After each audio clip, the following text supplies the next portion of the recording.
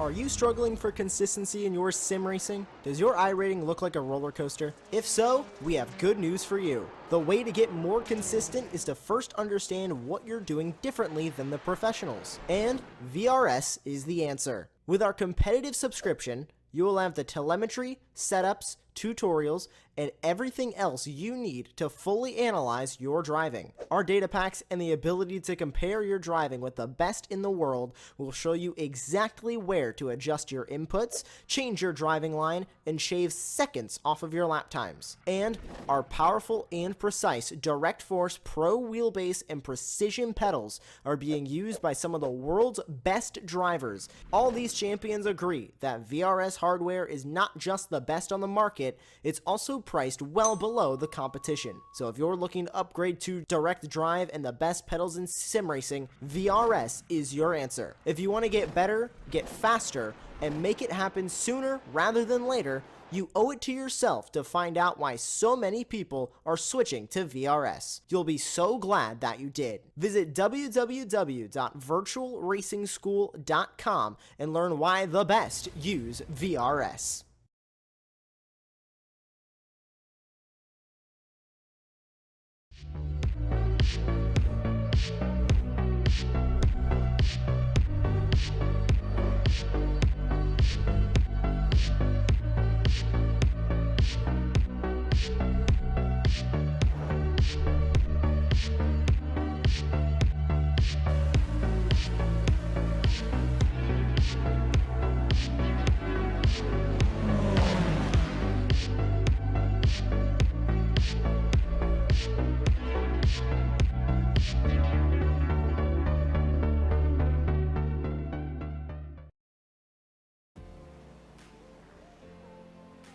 Hello and welcome to Apex Racing TV and our coverage of the Apex Racing League Truck Series.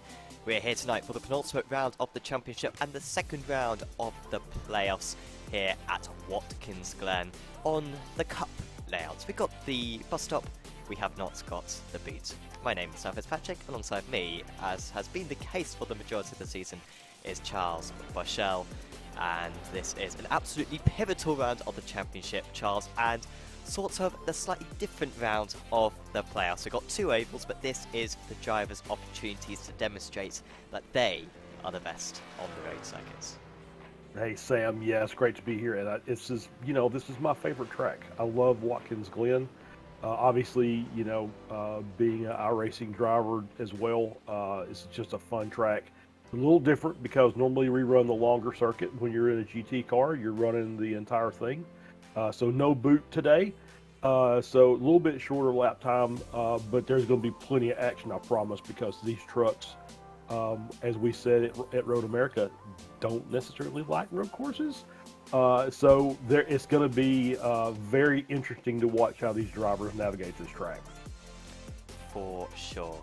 As we will go into the championship standings then, so this is what's very important for a lot of the guys.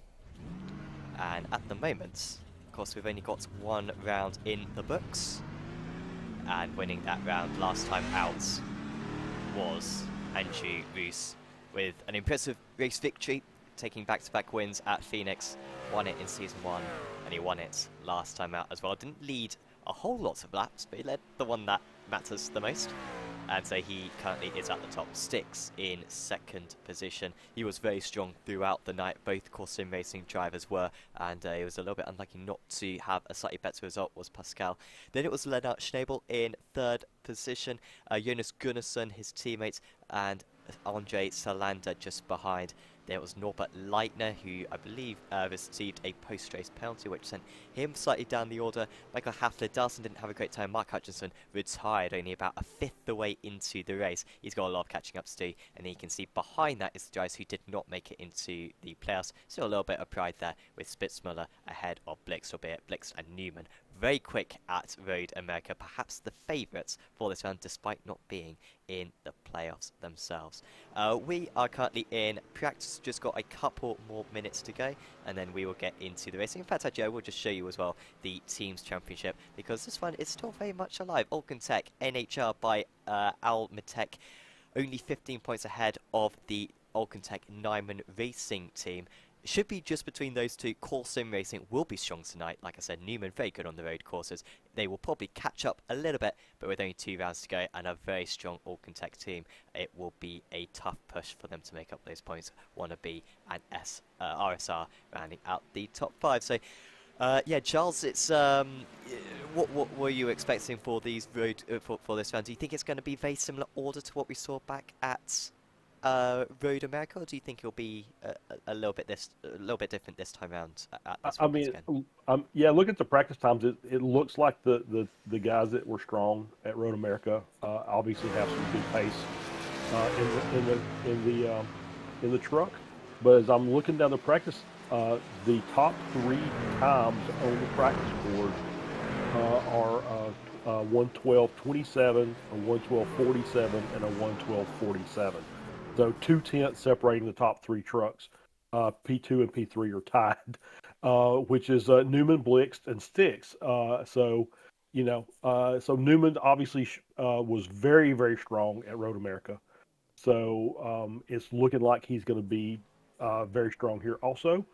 But it's important that those guys that are in the championship hunt, they just have to get as many points as they can collect during this race today. Yeah, that's got to be the aim of those drivers. It will be interesting to see if there's any kind of teamwork. Got Sticks with Newman, his teammate up there. Maybe a couple of the Alcantech drivers who didn't qualify Blixt will be able to help out his teammates perhaps. And yeah, having that mismatch of playoff drivers and non-playoff drivers will be an interesting element at the front. By the way, we've got the stripe, so you can see on Sticks' car, he's got a banner at the top of his windshield to indicate he's a playoff driver. Someone like Skylar Atkinson does not have that. And on the timing tower, you can't currently see it. However, you will see the drivers in the playoffs highlighted in grey. We're very flamboyant here at Apex Racing TV, and so we thought, how can we spice up the overlay? Let's add a little bit of grey in there, because in comparison to the black, it really is quite a contrast. So that will highlight those drivers, and we'll try to keep you up to date with the championship situation. Only a 5-minute qualifying session, this one, because this is such a short circuit. At Road America, we extended it to 10 minutes because you'd barely get in a lap at Road America. But around this one, nice and short. We've actually got 50 laps of this. Remarkably, Charles, we've got more laps here than we do at Indianapolis next time out, which is bizarre.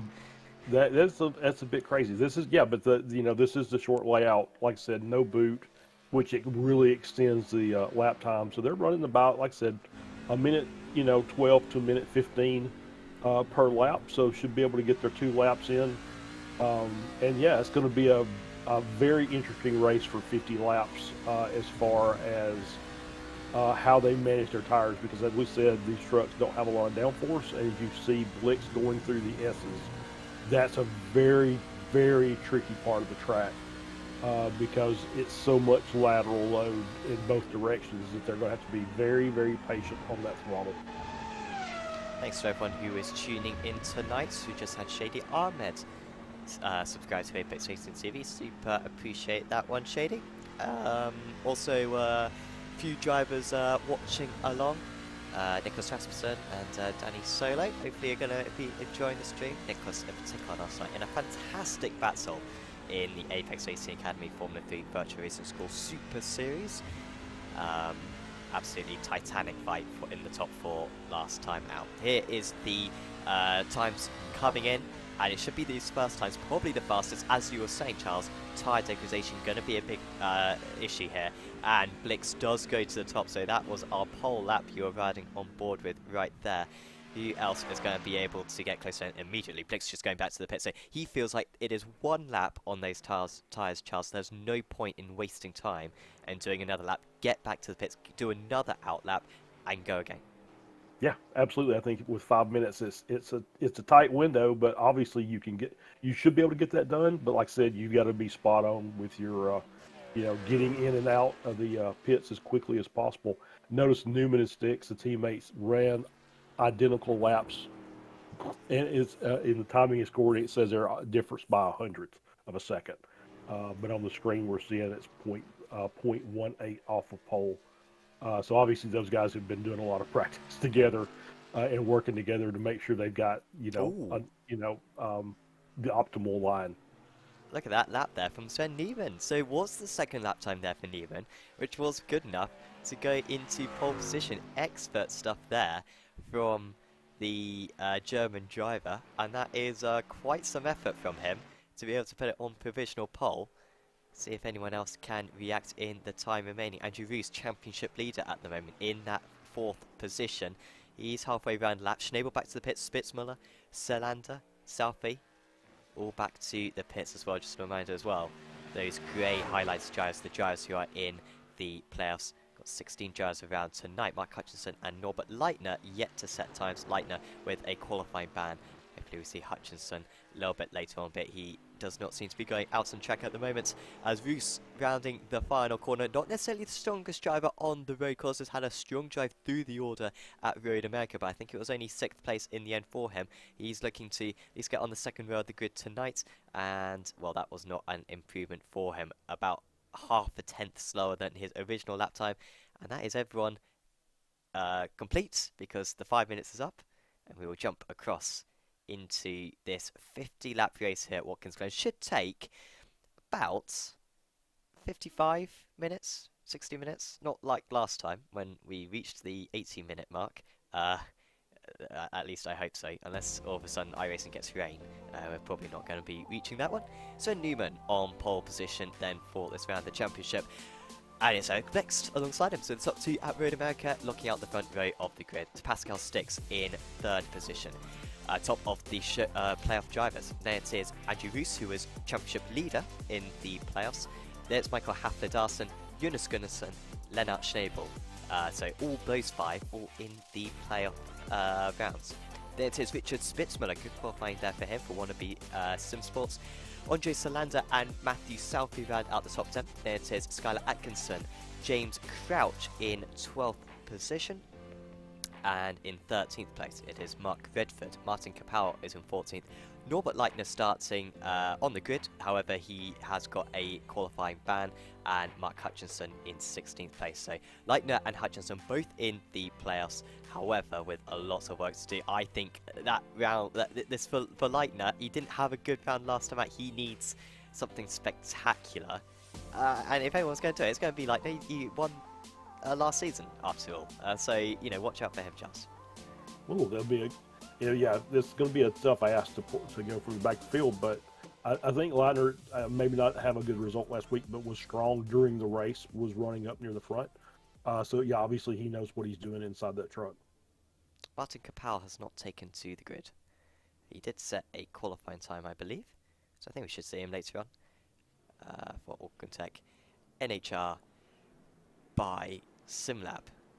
But there goes Newman from the front, and as you were very much making a very good point earlier on, Charles, the tyres. The tyres, the tyres, the tyres. It's so tricky. Undercut is going to be incredibly powerful tonight. One lap earlier, then you can definitely get some places. So watch the first time through the S's with these cold tires. It's going to be very interesting to see how quickly they get lined up and how hard they want to battle it on the first lap. Here we go then. Sven Newman pulls us away. And unlike many of his race starts back at Phoenix, he doesn't get a big jump initially, and the 95 of Blix does momentarily take the race lead. I think it might be more than a moment. He's round the outside, and it is the 95 who leads here at Watkins Glen with a fantastic move straight away. Newman still in 2nd position, then it's Sticks, Hafler-Darson getting ahead of Roos, which could be important. Solander getting ahead of Spitzmuller, and a good start for Mark Hutchinson to gain a couple of places at the back of the order. But Blix with a very nice run up the S's. Looks like the drivers have got through there safely, but into the bus stop we could see a few problems with drivers braking late and going into double file as well, at least near the back of the field. But they realise that this is a long race, a conservative race as well, and that's some very responsible driving from the guys up there. Blix not pulling away, but probably as good a start as he could have dreamed for. Yeah, great job by Blix to take the lead on the outside of turn 1, which is absolutely possible. So yeah, it's great job by everybody just getting through that first lap, getting the tires, got some heat in them now, So you'll see moves down into turn one. You'll see moves into the bus stop, and then to get that run down to penultimate corner, you may see a couple moves there also. So it's going to be interesting to watch this race all the way through. But yeah, they're doing a great job so far. Everybody's just kind of staying in line and knowing that this is a 50-lap race and it's going to take a while. So everybody's being pretty patient, which is good. Yeah, closest pack is sort of this rear four. Hutchinson very much out of position.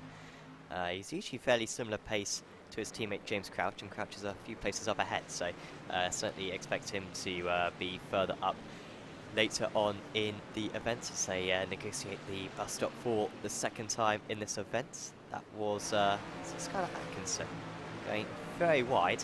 And of course there's pretty much no track limits at this circuit, and it's all tarmac on the outside as well. So you got a few deterrents with the curbs, but besides that, Charles, use as much space as you like. I mean, pretty much. I think that's by design. Obviously, they tighten it a little bit up for the GT cars, but for the NASCARs, because these don't have quite the same downforce as your sports car classes. Yeah, it's just if it's gray, you can drive on it, and so just use it if you can. Yeah, it's absolutely. I feel like it's iconic turn one at Watkins Glen with the way that the drivers run it out wide. It was a little bit more extreme, I think, how it used to be, because you used to have to get it back on before the grass started on the outside. But it's really iconic as well as Atkinson with a slide. I think you were oohing and ahhing about a slide just behind as well. I think maybe James Crouch sliding up the S's. Yeah. And he's holding on to it. But, I mean, you overheat those tyres, and once you do that, it is so tricky to stop sliding and to start cooling them down again. Absolutely, yeah. Once you get the truck sliding, it wants to keep sliding. And I think he just kind of caught the curb on the inside in the S's. And it just kind of made the rear end wiggle a bit, but he was able to hold on to it. He's still in there. Maybe lost a tenth or two, but it's early days yet, so this is going to be a pretty. It's going to be a short race, but it's going to be a long race for these guys because it's going to be ultimate. It's going to be maximum concentration for this entire race. For a season which has had some very aggressive driving, and frankly last week as well we saw some very aggressive driving. 14 cautions we witnessed. This is quite unbelievable right now. Just how smart how everyone's being, because yeah, they are just looking at the long game right now. Storblick's leading the way. You can tell Newman he doesn't care about overtaking. And it's one of them where if they did want to overtake, they probably could. You push it for a couple of laps, you could probably make this move if you are Sven Newman, but he has no interest in that at the moment. I think, and I mean, the tyres at the end of this race, or at the end of the stints here, Charles, are going to be absolutely destroyed. I mean, as far as I'm aware, it's just going to be a one-stop strategy. But 25 laps around this circuit, I mean, I've done 20 of laps. And by the end of that, the tyres are 2 seconds a lap slower than how they start off. That extra 5 laps is absolutely insane. And I mean, I assume a few drivers are probably going to try to do an undercut. So it will be maybe even a 28-lap stint for some of these guys in the first or second stint. I mean, that is, they're just going to be driving on ice by the end.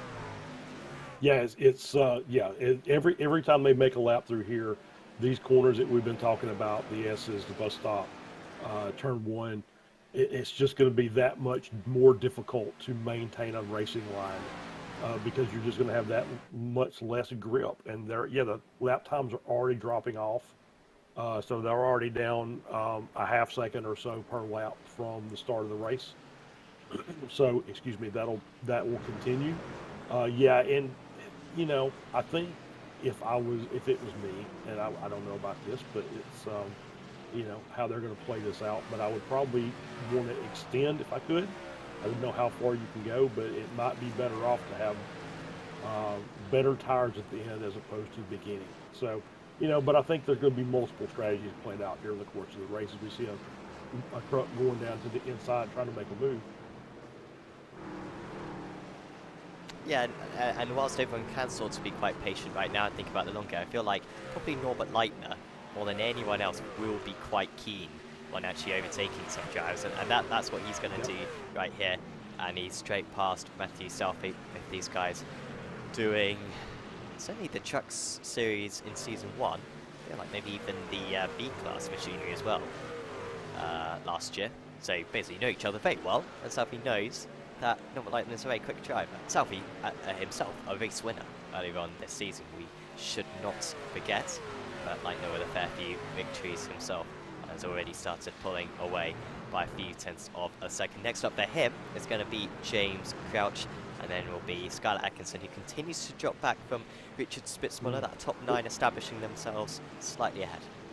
Yeah, 18 got way wide coming through the bus stop and was in the grass a bit and managed to gather it back up, but lost a bit of time. I think he's maybe going to become a sitting duck here very, very quickly. He's trying to defend. Oh, that's a huge slide there for Crouch. He's lost it under braking, and that is James Crouch round in the early stages. And he was pushing it on the brakes there. I'm surprised that he struggled so much, but that is an early sign of how tricky it is out there. Track temperature should be decreasing as the race goes on. But that's an early mistake there from James Crouch, and well, it wouldn't be Apex Racing TV if we didn't take the opportunity to show a fair few replays. Yeah, absolutely. So, yeah, it looked like they were just side by side. And maybe he was. Yeah, it was kind of looks like the rear end went around. I don't know if it was on the optimal line. He was maybe trying to just keep it tight to the curb, but just lost the rear end of the truck. Maybe he was trying to brake late here. Also, let's see.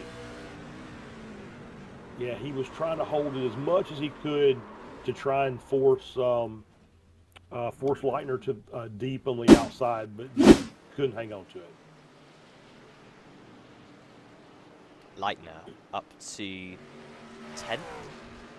He is past Skylar Atkinson, who I agree with your comments and on the previous lap, Atkinson sliding, and it does make me wince whenever I see that in these high performance cars. I mean, I've raced in Season 1 of this championship, and I've also commentated on a fair amount of V8 supercars as well, and it's very much the same deal, where you know these very high power to downforce ratio cars, the tyres are so fragile, and yeah, you do gradually. Oh, that's a huge lunge there from Mark Hutchinson, and he collides with Mark Redford right there. Redford does a nice 360. I don't think Hutchinson wanted to go for a move there, but he broke late, and he had nowhere to go other than the inside of Redford into turn 1, and it ended in disaster. Yeah, I didn't catch that till the very end of it. Like they were already into each other, and as you can see, the 73. All right, so he's making the run down here. I think he just maybe just didn't brake enough, right? So I don't think he was expecting that train to slow up as much as it did, and then couldn't catch up on the brakes in time. In this lost the rear, made contact with the 31, and sent both of them around, and so now they've got some time to make up. Awful race then so far for Evo SR with Indy Autosports, represented by Hutchinson and Crouch. Kapal not in this race after taking part in qualifying, I think so. Shame that we don't see Martin out there, but hopefully we'll see him in the season finale next week at Indianapolis. Andre Salander, meanwhile, he has come under increasing pressure from Richard Spitzmuller. Salander was able to get past earlier on. I remember Salander is a playoff driver, currently 3rd place in the playoffs if I recall correctly, and so he needs all the points he can get, and he's currently being beaten by a fair few drivers. I think Pascal Stix and Andrew Roos will be the most pressing ones for him. Salander really out of his hands what happens to those drivers, but at least he control this position with Spitzmuller. He needs all the points he can get, and look at that behind them. Norbert Leitner gaining by a second on it last time. In fact, Leitner was the fastest man of anyone that last time.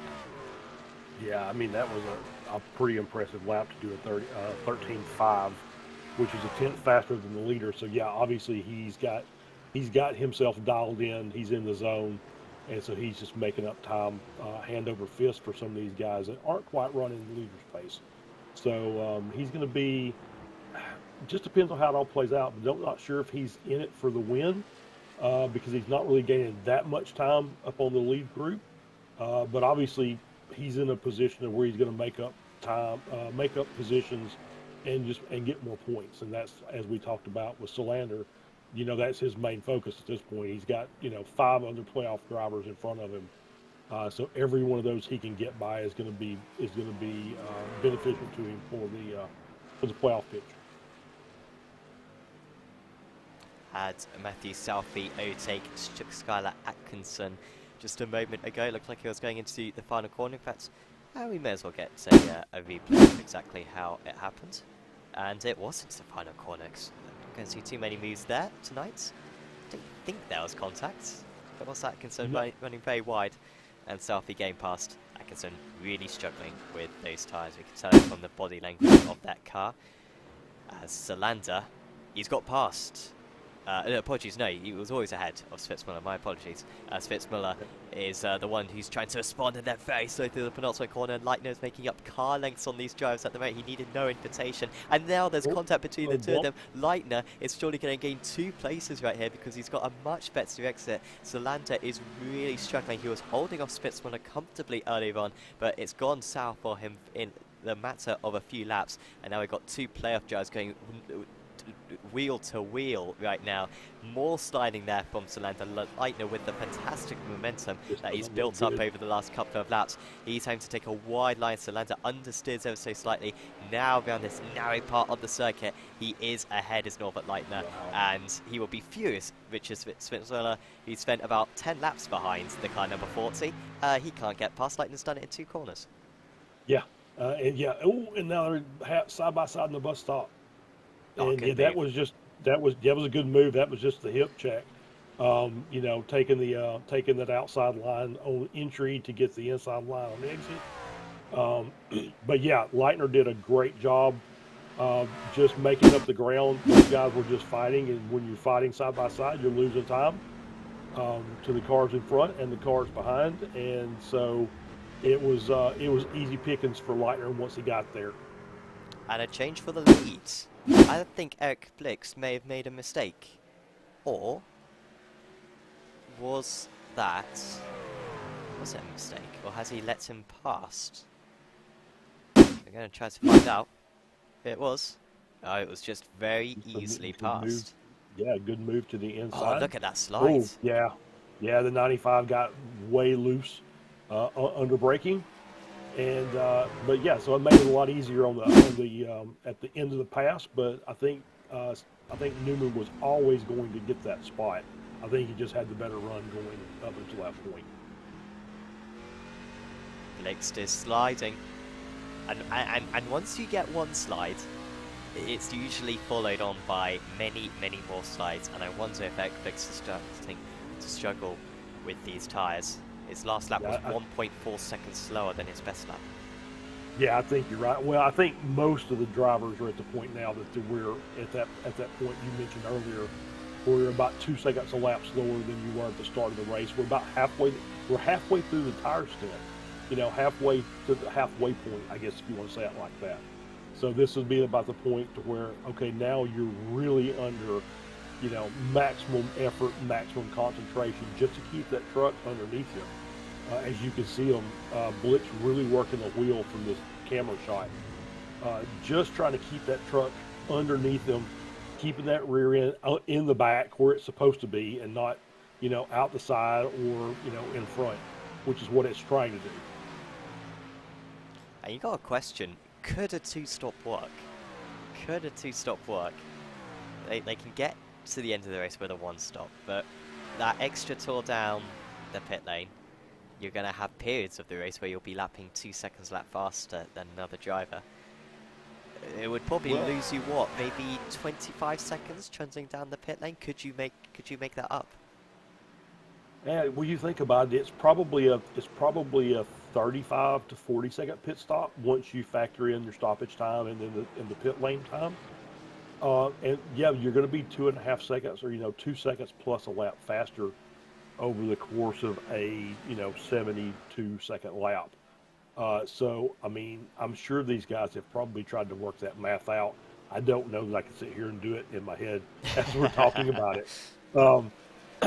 But you know, if you're at a point where you're at the bottom of the bottom of the playoff hunt, um, you know, anything's worth that try. I just don't know if it's gonna. I don't know if it would pay off or not. To be fair.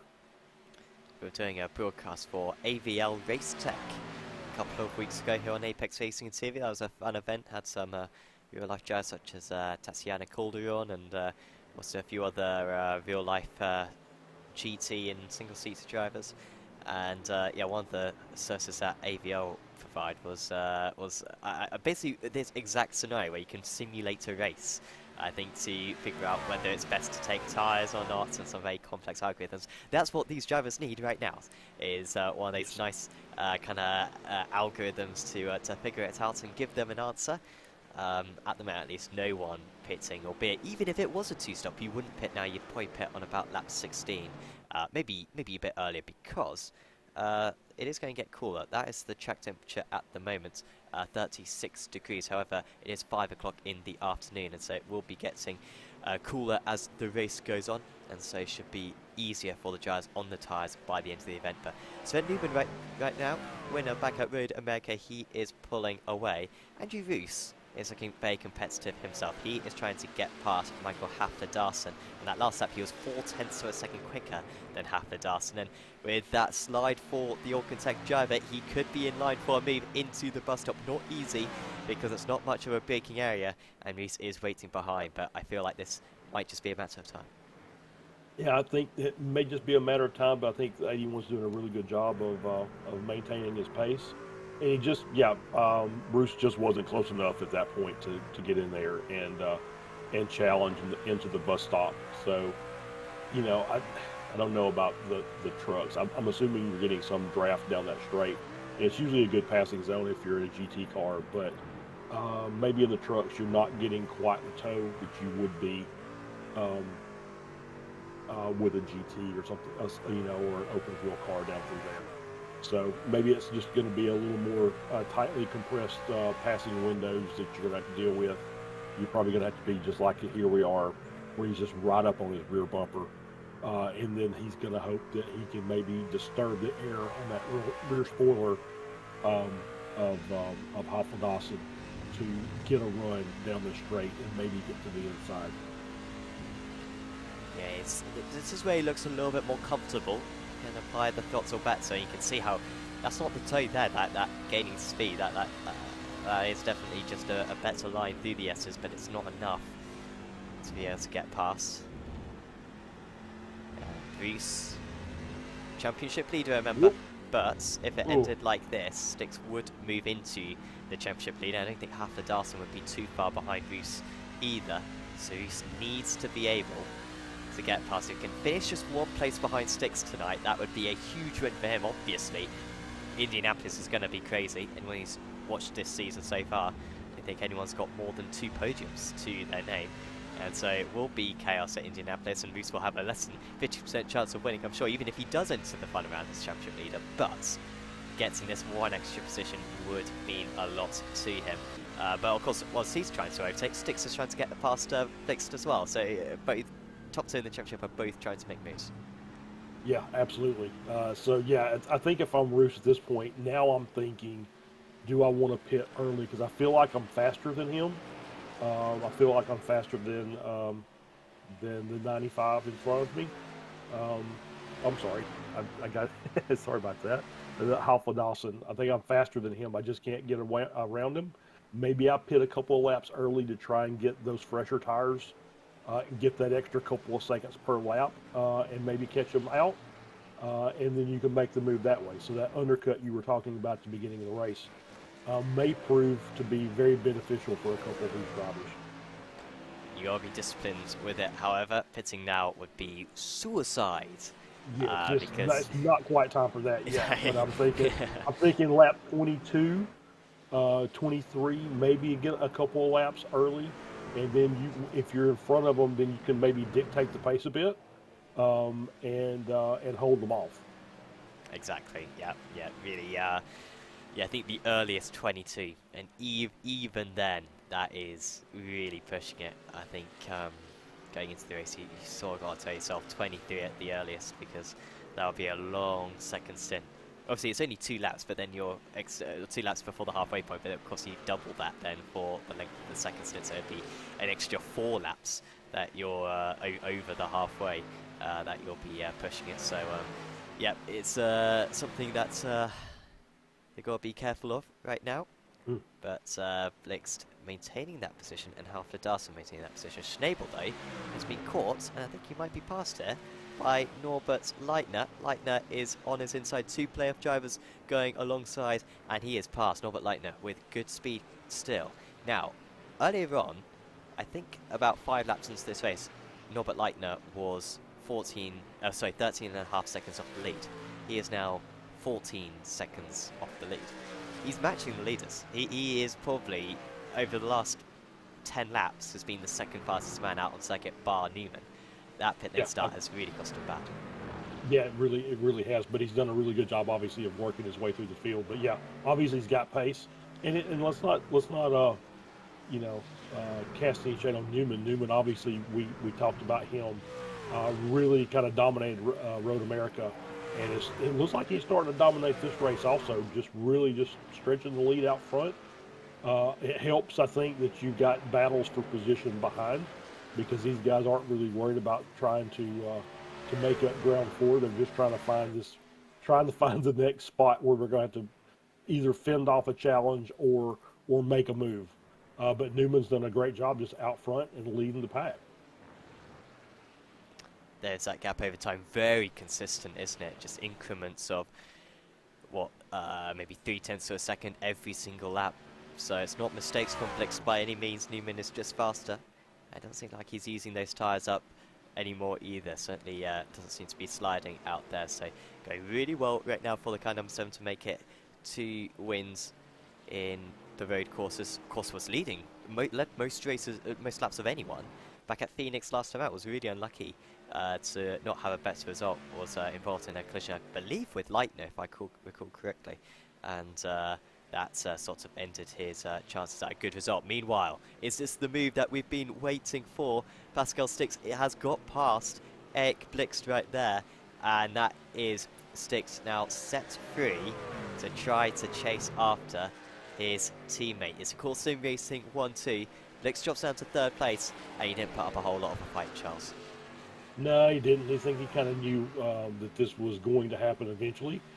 So now maybe it's just tire preservation to try and get these last 4 or 5 laps in, and do it safely, and then kind of reload and see what they can do in the second half of this race.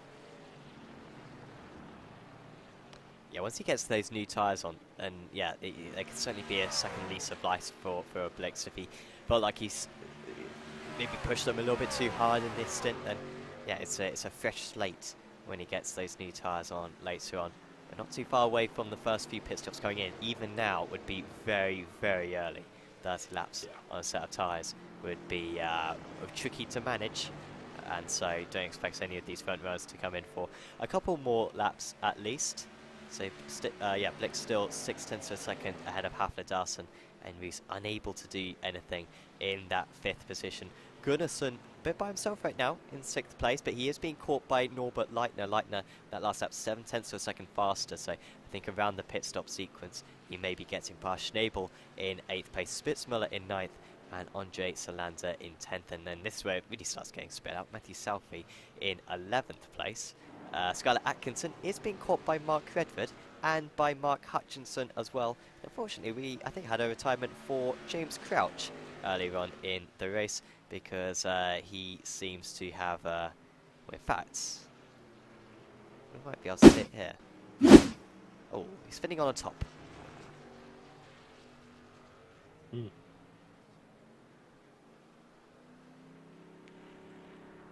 Let's try to figure out exactly what happened to James here. Ah, it was just a slide mid-corner. That's what it looked like when we were watching it. Yeah, it just lost the rear end. It just carried. It was like he was carrying way too much speed in there and tried to just turn the truck in, and it just said no.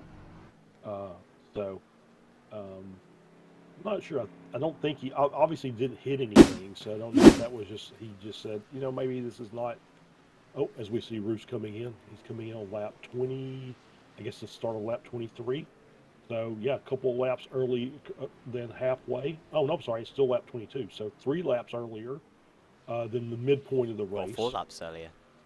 Yeah, it So would have been end of lap yeah, 21. So yeah, into lap that's 21. So he's it's listened to going to be you. a gamble. I mean, it's going to be a gamble. But once again, when you're in front after these guys pit, you're going to get 2 seconds a lap for the next however long until they come in. So if you can manage to make that undercut work and you can get in front of the guys that you've been battling, then you can kind of dictate the pace a bit. So maybe it plays out to his advantage. We'll just have to wait and see. Schnabel's just had a little bit of a slow lap. I wonder if Schnabel's tyres are a bit shot because he's been caught by Richard Spitzmüller. Ooh, as we got Blixt into the pit, so Blixt maybe, that's not a surprise because Blixt has been struggling with his tyres more than anyone else.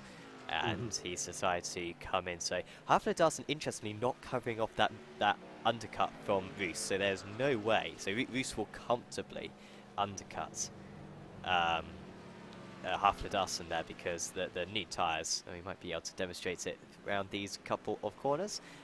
It's just absolutely transformative.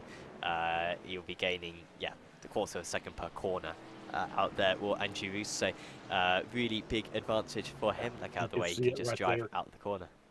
Yeah, you can see it right there. Redford came through that corner, sideways by 20 degrees, and Roos just kind of powers on through it. And now he's right up on the rear bumper of Redford. And we'll make this move on the inside as we see, and who did he just pass it? Blixt. Blixt. And now Blixt might be able to get past himself. Redford just allows the outside open, which turns into the inside. And that was just enough for Roos in order to get the undercuts on Eric Blixt. Newman is also coming in himself.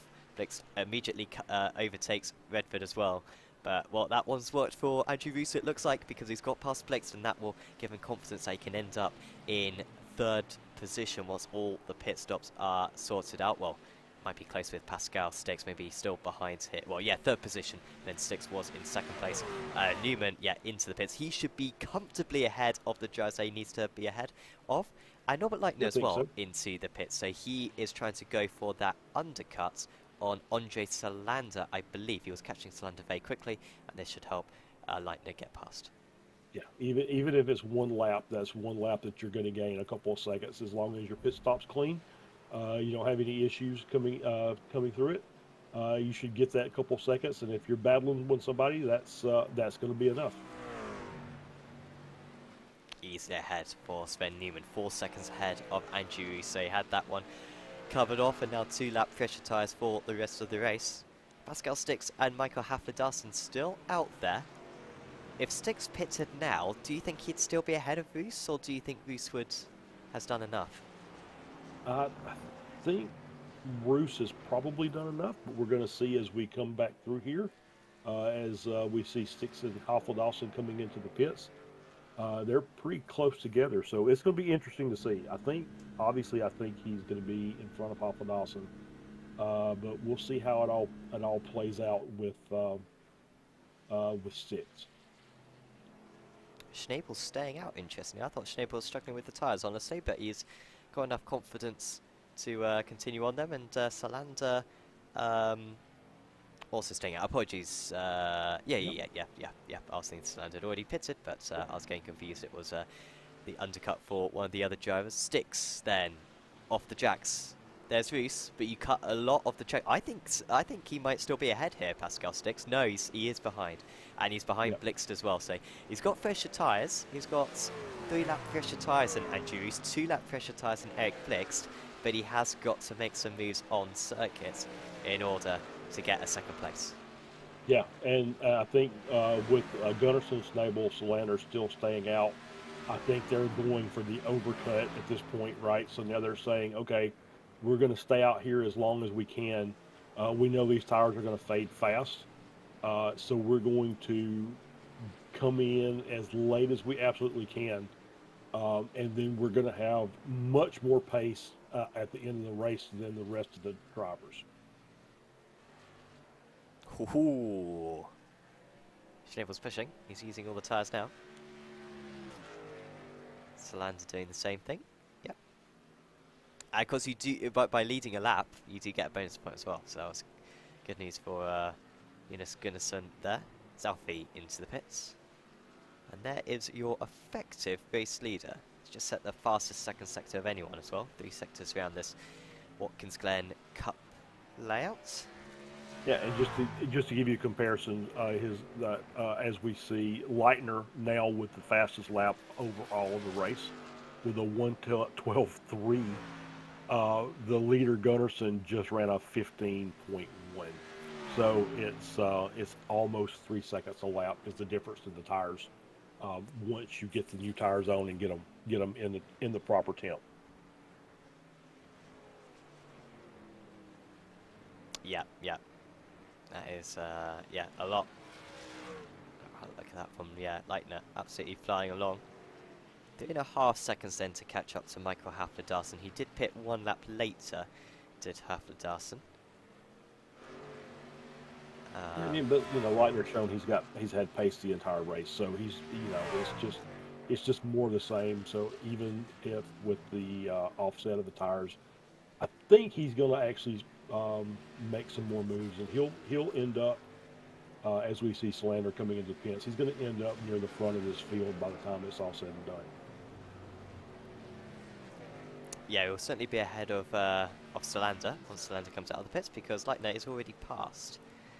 So was it maybe it was Gunnarsson who I think Leitner was catching up to earlier on, so Leitner might be able to get past Gunnarsson. Where is, of course, Schnabel also has not pitted so far in this race. Top 2 have not pitted. Everyone else in the field has, and we had a question from Esmeralda. Good to have you back. What happened to 72? James Crouch. Well, we saw James have a spin, and then soon after, take back to the pits, and that was it for him. So James Crouch out of the race. Mark Hutchinson, his teammate, not having a good time a bit is Hutchinson. He's just had a very slow lap that last time around, 15 seconds off the pace. In fact, I think he's just left the pit lane, so just done his first pit stop. And he's got some catching up to do. He's about 25 seconds behind Redford. Maybe has some other issues there, Hutchinson, because you expect him to be much further up the order. Did have, well, at least Crouch had a fairly strong qualifying result. Lennart Schnabel into the pits as well. So will he be ahead of Spitzmüller? I think this might be a little bit close, this one. Yeah, it's going to be, the pit delta is about 46 seconds or so. So your pit stop time from cone to cone is about 46 seconds. So, you're probably going to be a 35 second delta or something like that, 30 to 35 seconds. So it's going to put him in a very, very precarious situation. And based on that, I think Gunnarsson is going to come out behind Leitner and maybe behind Spitzmüller by the time this is all said and done.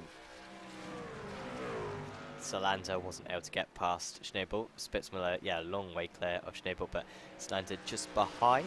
Salander only pitted on the previous lap, so did make a fair amount of time with that extra lap, but they'll both be trying to catch up to Spitzmüller. 5 lap fresher tyres now for Schnabel to the end of the race. As the last man to come into the pits, Jonas Gunnarsson, is finally got, not the pit limiter on, because they have no pit limiter. You say you've got to judge it by the throttle. It's quite a tricky thing to do. You need to get a fair amount of practice with it. And he comes to a halt, and already a fair few drivers have gone past, but he will be very quick to the end of the race. Jonas Gunnarsson, and of course he has got that bonus point for leading a lap. Yeah, absolutely. So we're going to see where he comes out.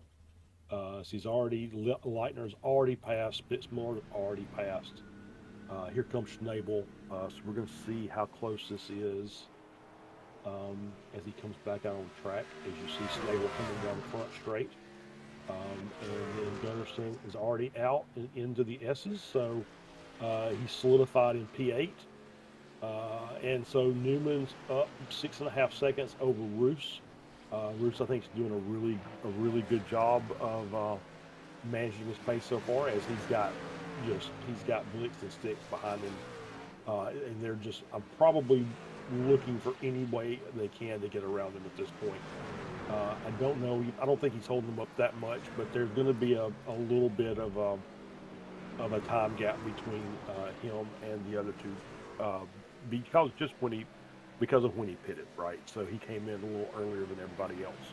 So they're going to have a couple of laps fresher tires, and it's going to make them a little bit faster. As we saw, the drop off pretty severe on these. Even after 5 laps, they were already a half second slower. So it's going to be interesting to watch if he can manage to play really solid defense to get points out of this, or really high points out of this. He can stay on the podium. There you can see the different pit stop strategies with Roos pitting on that lap 21. Sticks much later with the 24. Newman a little bit in the middle with the 23. So that is what Roos is fighting against right now. What I would say, I feel like if Roos can keep behind Blixt in these early stages, Charles, I feel like that he might have an easier time of it later on, because Blixt did seem to drop pace as the last stint went on more than the other guys. So if Blixt can't get past now, then I think that threat will diminish as this race progresses on. I'm not sure if you think the same. No, I think that's a good call. I think Blix did kind of struggle a little bit as the tires wore down, but I don't think that I think that will help him against Blix. But Sticks is sitting back there also, and I think he's pretty good on the older tires. I don't think his drop off was that much in comparison. I think he was still running really good pace. Obviously, being teammates with Newman, I'm sure they probably practiced together quite a bit. They know how to make this truck go around this track, even on old tires. So yeah, I think that's the real key. Is maybe just keeping Blix behind is probably part one, and then part two is keeping Sticks behind it. I don't know if that's the easy. I don't think that's the easier part of that deal. And just a word, Norbert Leitner, only 5.5 seconds behind these guys now. He was 13.5 seconds behind Eric Blixt in the early stages when Blixt was leading this race. He took the lead off Newman in the early stages, lost it around lap 10 of the race as his tyres seemed to degrade, or maybe Newman started pushing slightly harder. If Blixt and Sticks don't get past Reese anytime soon, Leitner will be there with them, because it's about half a second a lap faster right now, and we get through a lot of laps here at Watkins Glen. I mean, that's a fair amount of time round a circuit which only has a handful of corners. That last time round, Roos 13.6 and Leitner 13.1. So Leitner's on his way in another, well, it might be 10 laps to go, and Leitner might be with these guys. Yeah, based on the calculations, yeah. As long as he doesn't make a mistake, he will be on these guys in a hurry. Obviously, he's got Hoffendalson he's got to get by in order to make that happen. But yeah, he's obviously got the pace to run up front. It's just unfortunate that he had to start in the back. But obviously he's showing that he's more than capable of finishing high in this race. Gunnarsson with that. Yeah, I'm sorry. I'm looking at the timing, and then Gunnarsson with those new tires that he stayed out so much longer. He's really, closing the distance on Spitzmuller as well. That gap's down to about a second. Yeah, that's just going to be a matter of time, isn't it? 6 tenths of a second a lap faster. Might have a bit of a quiet one after that for Gunnarsson, but yeah, he should at least get that one position. Sticks looking to the inside again, but not happening for him. Hafler-Darson also catching up 10.5 quicker that last time round. And there is Norbert Leitner, who gained a smaller margin, quarter of a second on the drivers ahead, albeit he is able to run whatever pace he likes, really. He's not having to compromise his lines for anyone else, and can basically choose when he catches up. He'll certainly catch up to Roos. It's just a question of whether Blixt and Sticks have enough pace to get past, and then to also escape the clutches of Leitner and Hafler-Darson, who are catching up behind. Yeah, this is going to be interesting, because this is, the next few laps, this is going to be a 5-car battle for this second position. And Roos is just, I know he's just trying to save his tires, right? Obviously, he took a chance. He came in early so he could get some track position on the undercut. And so now it's just, now he's got to fight off these trucks as you see them. As Blix is still looking for Sticks is still looking for a way around Blix.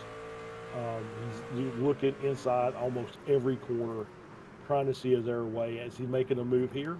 It looks like they're side by side coming out of the corner this time. They are. Sticks is on the inside, just couldn't quite keep enough. I think Blix was able to take that run on the outside and just get back on the throttle that much easier, and put the power down and get back out in front of this. But I don't think that's the last time Sticks is going to try that move. We called it earlier on that Spitzmiller was being caught, and he has been caught and he has been passed by Jonas Gunnarsson. Now, Gunnarsson is 18 seconds behind Andrew Roos. On that last lap, it was a bit of a weak lap there for Gunnarsson, so he'll need a fair bit more than what he delivered last time round. But if we compare the lap times over a slightly longer period, that doesn't really tell us a lot. The gap is closing though. I can confirm that. He's probably about a second lap faster, or not a second lap, about half a second lap faster. So he will half that gap, I think, by the end of the race. It won't be quite enough to properly catch up to that pack ahead unless something significant happens. So yeah, Gunnarsson with a slightly quiet time now, 14 seconds up to the next turn with no one of significant threat behind. Schnabel might catch up to Spitzmiller by the end of this race though. He's got much fresher tyres and was a few tenths of a second lap faster. He is being joined by Selander, who also went very, very long in that opening stint of the race. As we tune back with Andrew Roos, and he hasn't really had to defend so far, dare I say. He's taking a couple of tight lines, maybe into the final corner. He takes a little bit of a tight line every now and again. But Blix hasn't... It's not obvious where Blix would make the move, Charles. No, it really isn't. He's ran a very good line. I don't know that Blix... I think maybe as we talked about earlier, the tires are starting to catch up to him a bit. And maybe he's starting to struggle and doesn't feel like he's got enough pace to make the move and make it stick. So as we see this from Hoffman Dawson's from nose, as he's managed to close that gap, and so now we're at a four-way battle. Leitner still about 2 seconds behind them as they're headed down the front stretch to click off another lap with 15 to go. So yeah, it's so maybe he just doesn't think that he's got the pace to lead this group. Although I know he would like to finish P2. But maybe he just doesn't feel like he's got the ability to, like I said, get that move done and make it stick.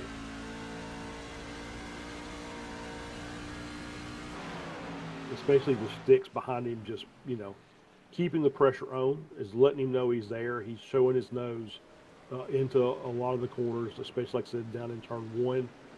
He's always kind of looking to the inside to see if there's the ability for him to make a pass with a late braking move, but obviously he hasn't felt like he's got the ability to do that. And I think it's maybe these guys are just being really overly cautious because it's a road course today. It seems like everybody's not really wanting to take a lot of big chances, like maybe we saw at Phoenix last week, where we had all the caution flags. These guys are really just trying to keep everything in line, and if an opportunity comes, they take it, but they're not really trying to force the issue very much. Quick little rundown through the order. From 14th place, well, Capel didn't start, Crouch out of the race. This is the last running driver, Mark Hutchinson, who is catching significantly to Skylar Atkinson. He'll be with him within a couple of laps, and he'll also be lapped as well by the race leader. So only 49 laps, not getting the full money's worth, one could argue, tonight. There's Atkinson, Redford a fair amount ahead. There's Southey, Selander with that late pit stop. Schnabel with an even later pit stop.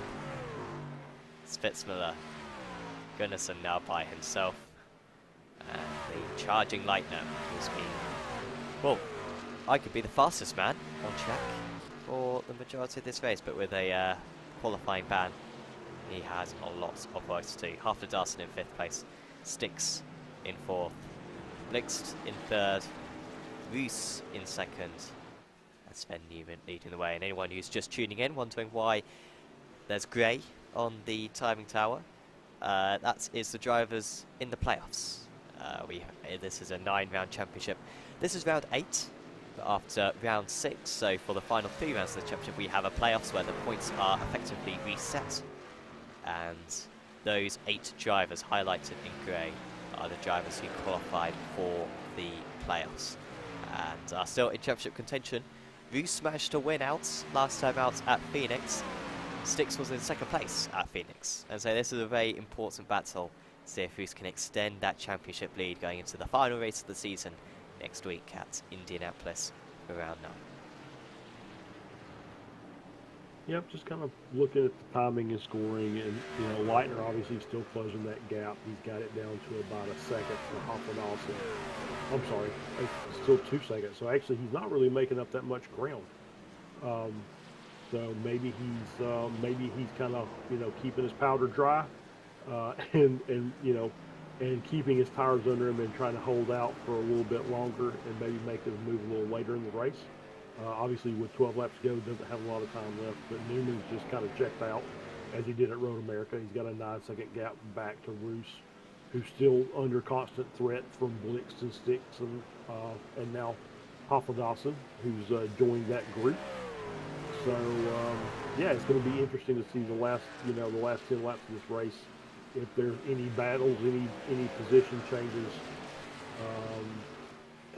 At this point, this really doesn't look like it. It just kind of looks like everybody's just running in line and is content, where they are. But I'm sure somebody will try something, before this race is over. I'm surprised by the lack of movement from Leitner. He pointed it out, and you can see the times there. Last 3 laps, very little progress being made by Leitner. Roos maintaining his lap times, but you've got to remember that if you're maintaining your lap times, if anything, you're getting faster because the tyre wear causes the car or makes more of an effect than the fuel wearing off. And so if you're maintaining your pace, then if actually you're getting faster in comparison to other drivers on the most part. Let's compare the lap times this time round. Roos with a bit of a slow second sector actually on this time round. I don't think it's going to be an especially strong lap for him. It's a 14.1, so yeah, dipping into the 14s for the first time in a while. Leitner, though, also not with a great lap and only a 10th of a second faster, so it is still on course for becoming a 5-car battle by the end of this race, but it's stalling out a little bit right now. Yeah, it really is, and so yeah, it's going to be a 5-car train. Or whether there's any battles or not, maybe. It's still up for discussion, but they're definitely going to be nose to tail by the end of this. And like I said, it doesn't at this point looks like everybody's patient where they are. It doesn't like anybody's, as we see Snable off way wide in turn one, and looks like he drop a spot there to Solander. Well, he's gone off the circuit. Oh, apologies, this is a while back. My apologies. Let's not count. That was about 10 minutes ago. Oh, okay. There was Solander getting past. I'm not exactly sure how that one happened, honestly. Let's get an off-board replay of it. Apologies. Let's go back to live. Go back to play. Snibble coming down to the turn 1. It just looks like he just couldn't get the truck stopped. And so just went wide. Luckily, there's plenty of room out there. As we said, you can use all that. There's no off track out there. As long as you get back on there, I don't know if the GT cars, if you don't get back on before the end of the curb, there's a slowdown. So I don't know if that's in play or not in the NASCAR series. But he didn't damage his truck. But like I said, it looked like he maybe outbroke himself and just couldn't get the truck turned around or turned in. And so lost the position to Solander, and they'll continue on, and I'm sure he'll try and make the ground back up if he can. Ooh, that Atkinson, is he being lapped? So no, it is for position. Was that for position? Yeah. I'm trying to balance right now between Roos and Blixt and then Atkinson, Hutchinson. No disrespect to these two, but it's not quite as significant. Okay. But Leitner is trying to get past the pair of them. I don't think Leitner was lose too much time here. Quick shout out, by the way, to SDK Gaming, one of the sponsors for this series, provider of our fantastic overlay. There's so much we can do with SDK. You've seen a fair few times. I brought up the pit stop strategy and the that's a slide for the 73. It's going to kill his tires. Yeah, I brought up a couple of times the lap time comparison and the pit lane strategy. We've got our timing tower course, and this is just one of the several templates that you can use. You can have the NASCAR timing tower, or the NASCAR ticker, or the Formula 3.5 overlay from many years back, or the Formula 1 overlay as well. So do check out sdk-gaming.co.uk, of course providing also a heads-up display for whilst you're racing, and live timing, which us commentators are absolutely dependent on whenever we are live. So thanks to them. Yeah, so let's unpack that just a bit. What we were looking at earlier, that was Atkinson in the 18 and Hutchison in the 73, battling for P13 in the midst of being lapped by Hoffa-Dawson and Leitner as they're trying to make up ground on Stix, Blixt, and Roos, battling for P2 through P6. So that was a very interesting exchange of corners there. You know, obviously there's no real blue flag rule in NASCAR. So it's not, you don't have to necessarily move over as they're swapping positions again. As the Atkinson going wide coming out of turn 1. So it was a very interesting battle there, and it just like everybody was trying to fight for the same territory. But like Pascal Stix has had the luxury of being quite patient so far in this race, being like the race is going to come towards him, drives ahead will have their tyres degrade, and eventually he'll be able to win out, because remember, before the pit stops, Stix was up in second position. He cleared Blixt, and he was always ahead of Andrew Roos. But since those early pit stops for Roos and Blixt, he hasn't been able to make that tyre advantage work, and this is where desperation starts to kick in now for Pascal Stix, who will feel like he had that position on Roos, which is so important for the playoffs. He had that one absolutely locked down 20 laps into this race, and maybe that very early pit stop for Roos, lap 21, could do it. But there goes Stix. This is the most he's gone for the move all day long. The 37 is alongside. Blix manages to carry some good speed, and he has got his nose ahead as well. Stix couldn't pull off that earlier move as well, but he's got more alongside this time. But still, he is waiting in P4, and that was a fair bit further back there. He is willing to send it there, Stix, but if he keeps on sliding like that, he's going to eat up those slightly fresher tyres. Yeah, he's got to be. I mean, obviously that was a very good move. It was very clean by both drivers. They gave each other plenty of room. And yeah, but I think that's the place that you need to make that move and try and make that pass. But obviously, Blix did a very good job of keeping his momentum up by running the outside line at turn 1. So there may be a change in strategy have to occur for Stix in order for him to make up that spot. As we see, Leitner has now caught Hoffa-Dawson. There's still a little gap between those two and the 3 in front. But Leitner obviously is starting to pick up the pace a bit. Yeah, he's, if he had anything spare, he is going for it now, because he did a 13.7 a couple of laps ago, which is the first lap he's done for quite a while. Cautious on the brakes into turn 1. And now he just needs to try to follow as close as he possibly can. If there's a move ahead, we will cut to it, but at the moment this is the closest battle going on out on circuit. And Leitner not carrying the speed, and it's not easy to clear cars here at Watkins Glen. They're both sliding about. And Leitner is losing time here. 6 to go. And this will be an infuriating race potentially for Norbert Leitner, because you got to think if he'd been able to take part in qualifying, he would have been clear. He was 13 seconds behind these guys at one point. Yeah, and he's been able to close it to nothing. Yeah, he's been able to close it to basically, so he's now 15 seconds behind the leader when he started, like you said, 13 seconds behind, and he's lost 2 seconds and managed to pass, half the field, over half the field, to get up to P6. So obviously he's got really good pace in this truck at this track, And so, yeah, he's going to be looking for any opportunity to get by. I was kind of wondering if Sticks maybe is done a job, by staying in the position he's in, maybe save some of his tires. Oh, here comes Blixt. Um, Around the outside. But this might be an unorthodox move here from Eric Blixt. He's just absolutely snuck up on Andrew Rees, and after waiting for half the race pretty much, Eric Blixt has pulled off an incredible move on the outside of turn 1 using all the space. Rees will try to Rees send him around the coming back. outside, but he's got to think about the championship here. He's still ahead of Pascal Sticks crucially, but Eric Blixt, that is a superb move which came out of absolutely nowhere. Yeah, that was a fantastic move. I think he maybe just caught Roos napping. I think he'd been running around, nose to tail for so long that, he wasn't expecting to do anything except just kind of follow the leader, and just got a fantastic run out of turn 1 to make that move on the outside. And so the top 2 in the championship are now nose to tail. Andrew Rees versus Pascal Sticks.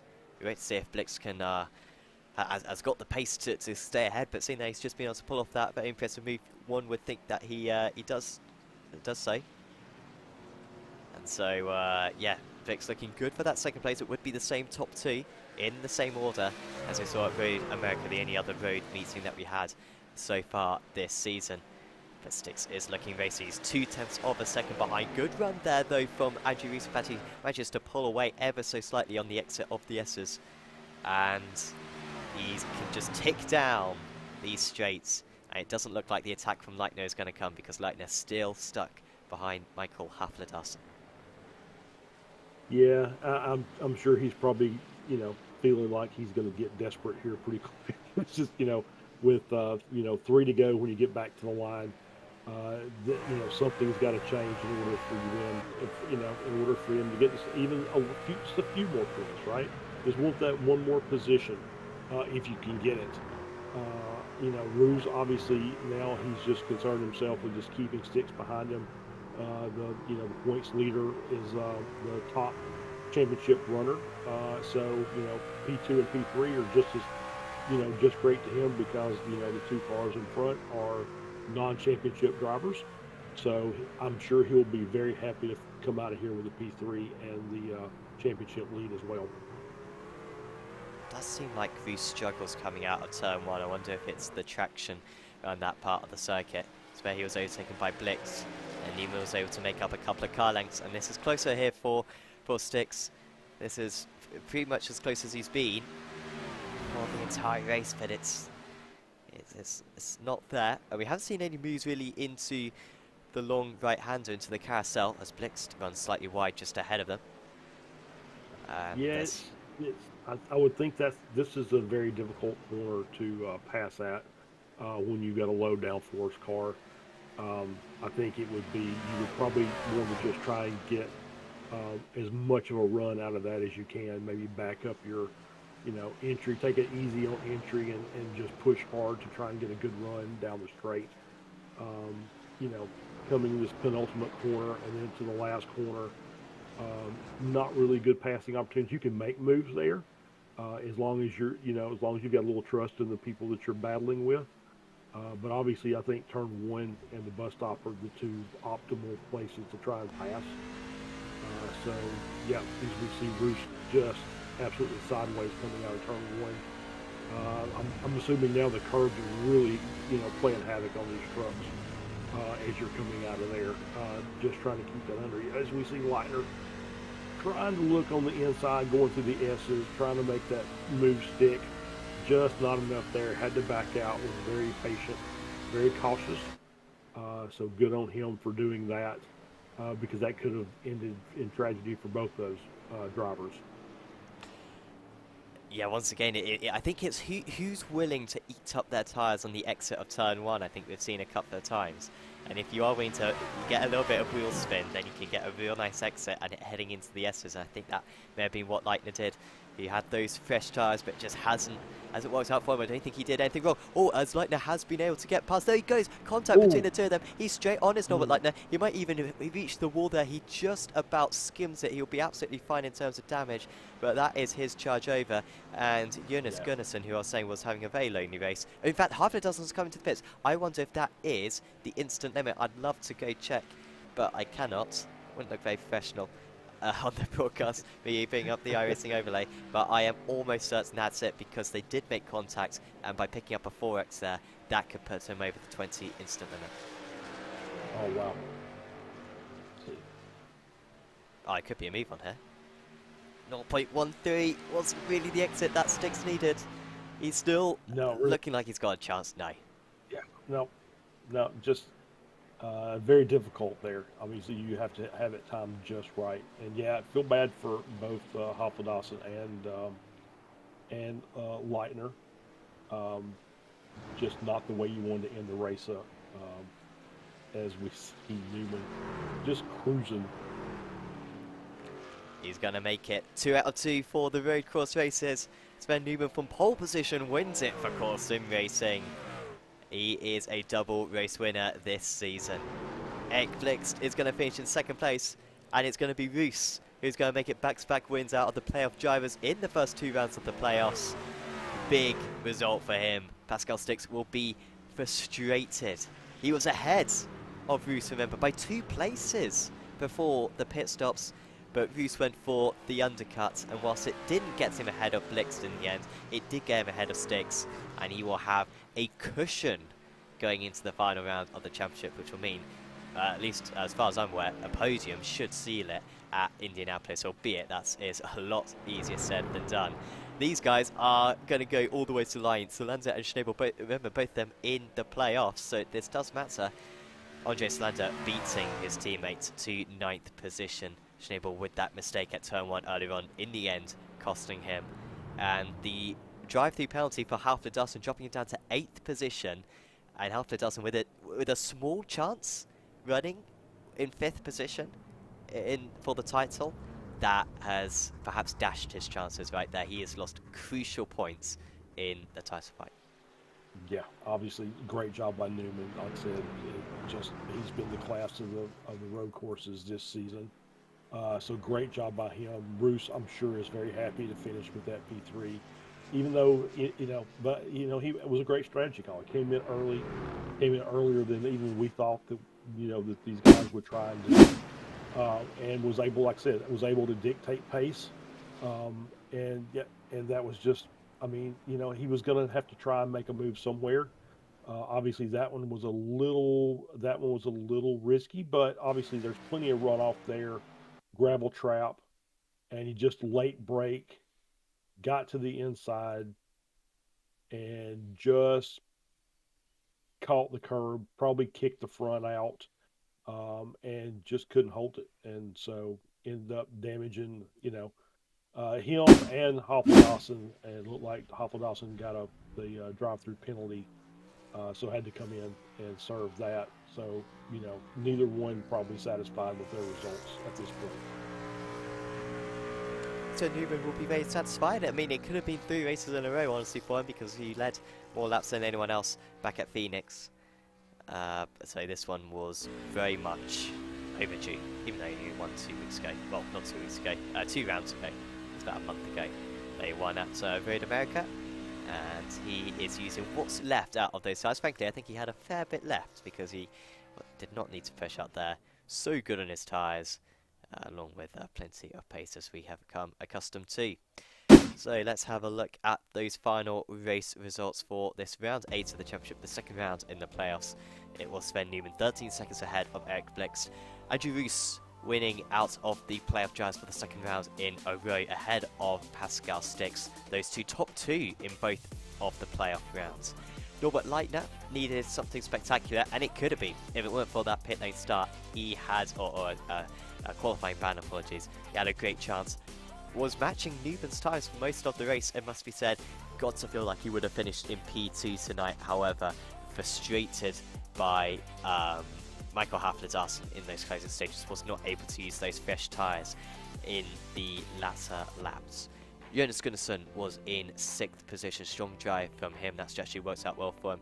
Richard Spitzmuller in 7th place. There was Michael Hafler-Darson with that late drive-through penalty, Andre Solander, and then Arch Schneeber round out the top 10. Then it was Matthew Selfie, Mark Redford, Mark Hutchinson, Skylar Atkinson, James Crouch, and Martin Capaldo's bottom 2 not finishing the race. And the fact that everyone was within 2 laps of one another, or at least the top 14 were within 2 laps of one another, is fairly impressive, seeing that this is pretty much as long as an oval.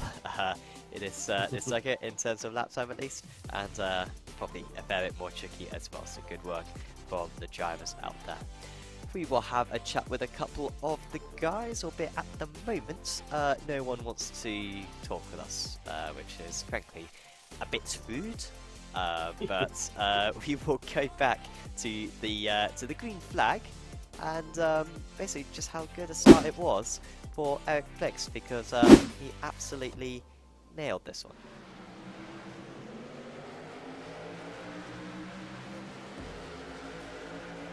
On the outside heading into turn 1 and just sent it.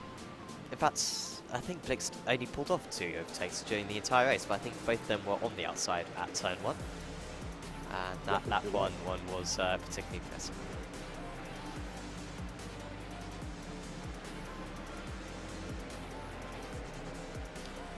Of course, he couldn't hold on to that lead. Lasted till about lap 10 that he was able to hold on to that position before eventually Sven Niemann was able to come back at him. It was down into turn 1. Flix not fighting it too hard. Flix with a huge slide actually, and was struggling near the end of that opening stint, but was able to at least get it to the pit stops, where of course he had a much better second half of the race. Perhaps another important moment in the race was the early pit stop for Andrew Roos, who was pretty much the first of the drivers to come into the pits, and yeah, it works extremely well for him. Yeah, was able to gain a fair few places. In the end, I mean, I was doubting that early pit stop from Roos, Charles. Honestly, I was thinking you had to leave it till lap 23, but he did it on lap 21 and he made it work. Yeah, absolutely. I think it was a great strategy call. He did exactly what he needed to do. Was he got a couple positions that he needed. Got out in front of Sticks. Got out in front of who was it? Hopper Dawson, Schnabel. All those drivers, was able to get that extra time and was able to manage his pace. And basically, he kind of controlled the pace of the cars behind him. So obviously wasn't the fastest truck on track. Had good pace, not great pace, but had good pace. But was able to do just enough that, you know, blitzed. It took him, you know, basically the entire second half of the race before he was able to make a pass. So great job by Roos, just doing what he needed to do in order to secure that top position for the championship drivers. Yeah, let's have a look at this move once again. It was this is bold. This is a bold move, but obviously you can see he ran it out hard out of turn 1. He was pretty consistent, getting really good exits out of turn 1.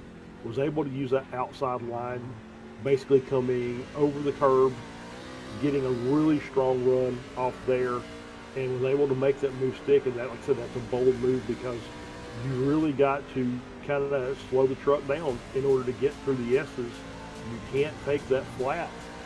But he was able to hold on to it as long as he needed in order to get out in front of the 48.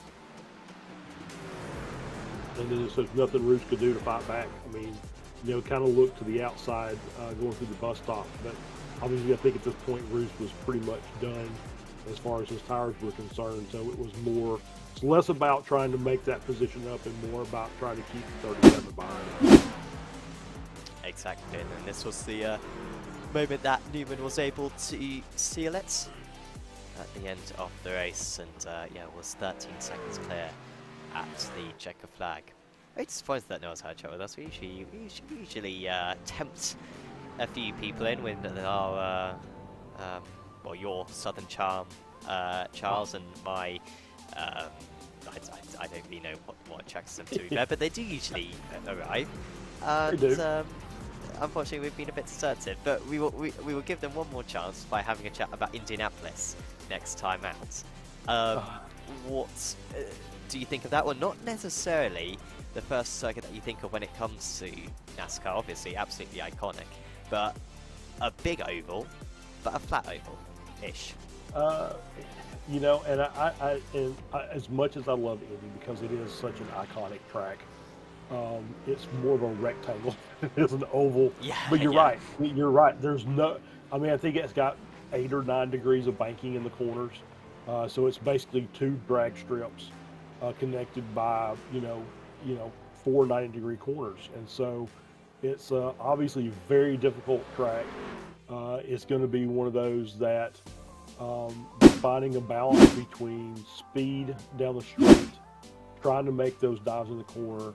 Obviously, it's very tricky. If you get the corners wrong, if you've ever driven anything there, if you get the corners wrong, you're going straight into the wall, and there's not much you can do about it. So it's going to be an interesting track. Obviously, like I said, iconic track. It's a great place to end the season. But it's going to be a real test for these drivers because, I mean, there's really not anything else like it on the calendar. Because it's not Daytona, it's not Talladega, it's not any of our normal tri-ovals. It's like I said, it's hard as you can go, brake as hard as you can, make the corner, don't hit the curbs because the curbs are death. They're going to kick you up in the wall, and then it's race over. So, looking forward to it. It's going to be a great ending to the season. It really is. It was actually the top voted circuit from our Discord when it came to tracks to include. Indianapolis at the top. I think we voted America in 2nd place, and honestly, off the top of my head, I cannot remember what the 3rd was. But yeah, we put a few of them to the public, and yeah, it was very popular. Was Indianapolis. So that will be on same time next week for the season finale, and undoubtedly the championship still up for grabs in the drivers and the teams as well. Has not been settled by any means. Big thanks to SDK once again for providing our overlay. Thanks to Virtual Racing School as well. If you want to get faster in the trucks in the official series, do check out Virtual Racing School. They've got some of the best oval drivers in the world to give you setups and give you track guides to improve on that side of things, along with obviously all the road cars as well. Over 50 vehicles covered by Virtual Racing School. Thanks to them for offering some great prizes to the top drivers in this series. Also, thanks to Apex Racing Academy as well for supporting the championship and all of Apex Racing League's series. And do check out Apex Racing League GT3 Trophy, our new Friday night series starting up in about 10 days' time. Go to apexracingleague.com to check out the little trailer that we made for that, along with plenty more details for the 12-round season. Will be actually a broadcast from the Apex Racing TV studio. Check out the Formula 3 broadcast that we've been doing recently, and also I always need to say check out the late Apex as well, Monday evenings on the Apex Racing TV YouTube channel. Of course, if you've enjoyed this, please do like this video. Also subscribe to the channel as well, so you can check out all our future broadcasts. Plenty coming up next week on Apex Racing TV. Rick Motek with Norgus Mester Cup back, I believe.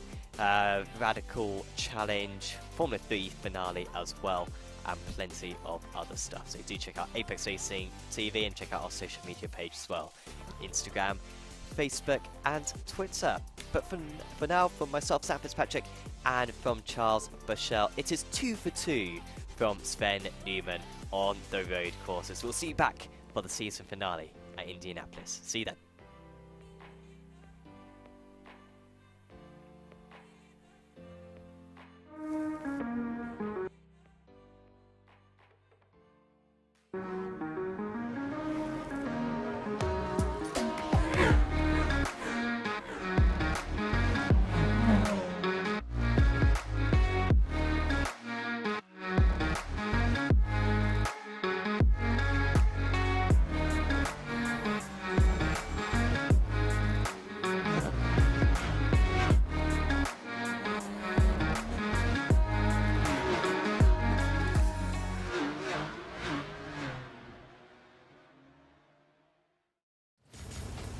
Are you struggling for consistency in your sim racing? Does your iRating look like a roller coaster? If so, we have good news for you. The way to get more consistent is to first understand what you're doing differently than the professionals. And VRS is the answer. With our competitive subscription, you will have the telemetry, setups, tutorials, and everything else you need to fully analyze your driving. Our data packs and the ability to compare your driving with the best in the world will show you exactly where to adjust your inputs, change your driving line, and shave seconds off of your lap times. And our powerful and precise Direct Force Pro wheelbase and precision pedals are being used by some of the world's best drivers. All these champions agree that VRS hardware is not just the best on the market, it's also priced well below the competition. So if you're looking to upgrade to direct drive and the best pedals in sim racing, VRS is your answer. If you want to get better, get faster, and make it happen sooner rather than later, you owe it to yourself to find out why so many people are switching to VRS. You'll be so glad that you did. Visit www.virtualracingschool.com and learn why the best use VRS.